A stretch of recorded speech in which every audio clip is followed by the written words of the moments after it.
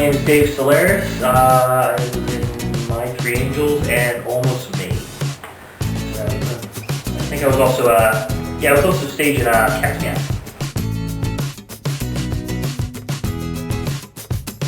My character is Frank LUBEY. He's kind of one of the local neighbors and amateur astrologist.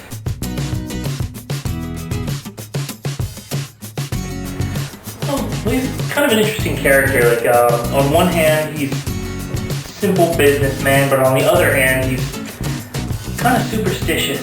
And just the fact that he invested so much time in astrology, it makes for, I guess, an entertaining clash. Well, I love it. I mean, this is where I started out, and I have made so many friends here. The environment's been great, so I mean, it's always a pleasure to come to work.